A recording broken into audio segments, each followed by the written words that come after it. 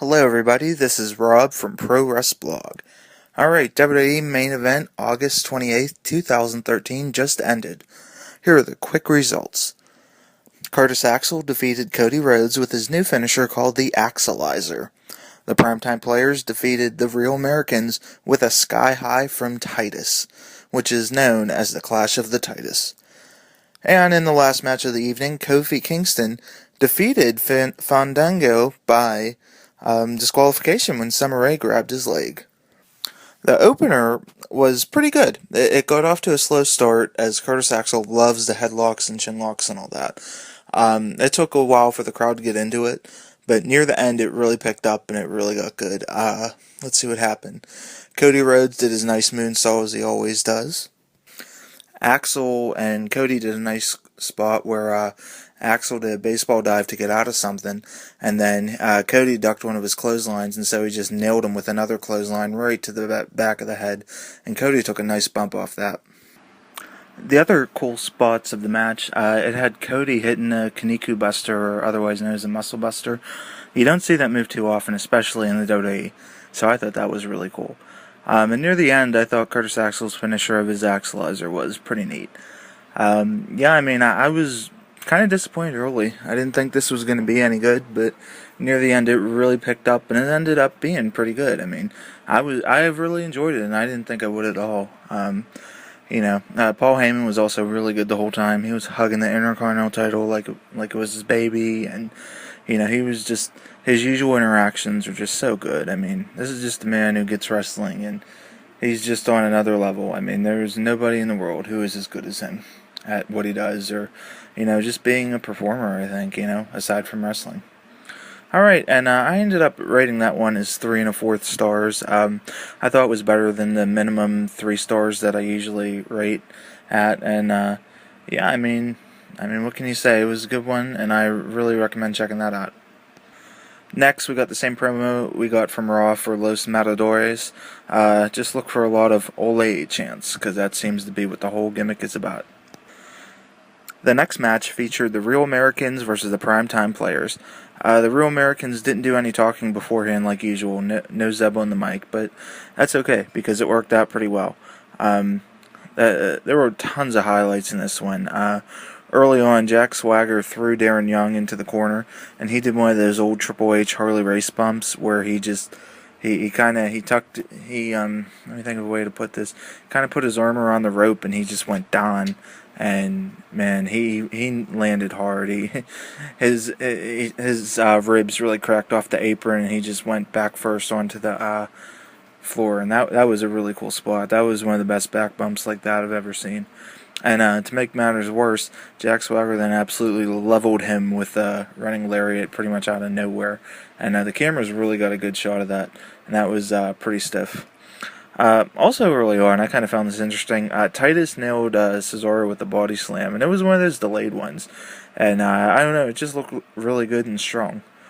Later on in the match, Cesaro hit the Carellan's lift on Darren Young, which he sold really well.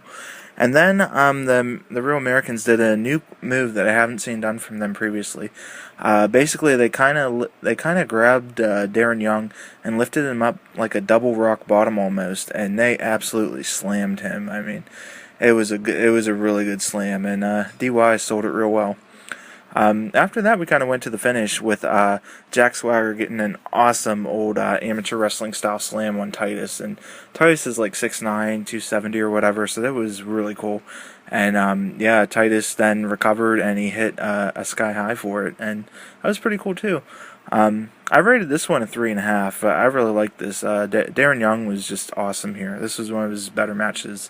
And, the the Real Americans just kept it moving. They hit big moves, and they hit them real fast, and they kept the pace up. I loved it. It was so much fun, and I really do recommend seeing this if you haven't yet. The last match of the evening featured Kofi Kingston and Fandango. This was really kind of disappointing. There was a cool spot early on where Fandango took off his vest and he threw it out to Summer Rae, only he did it behind the back, kind of like like a Mr. Perfect throw that he would do back in the day, and he like threw it all the way across the ring over the ropes of Summer Rae, and that was just an awesome throw. Even Kofi kind of made a face at that because that was just so cool.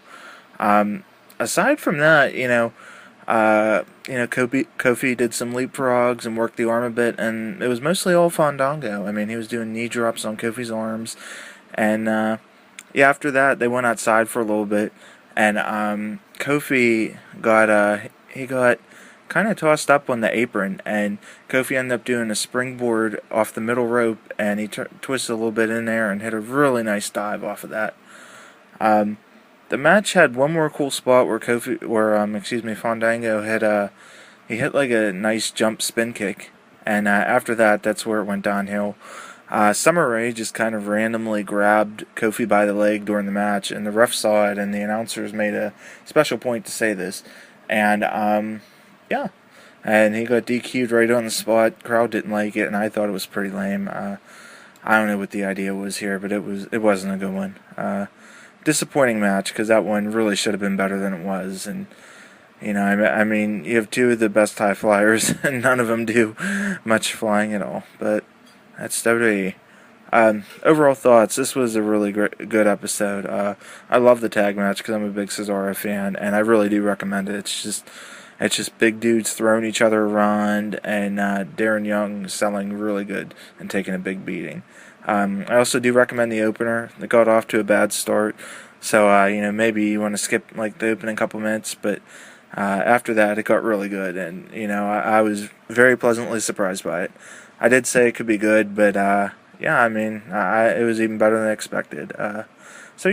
And the last match, Kofi versus Fandango, you don't need to see it at all, so just skip it.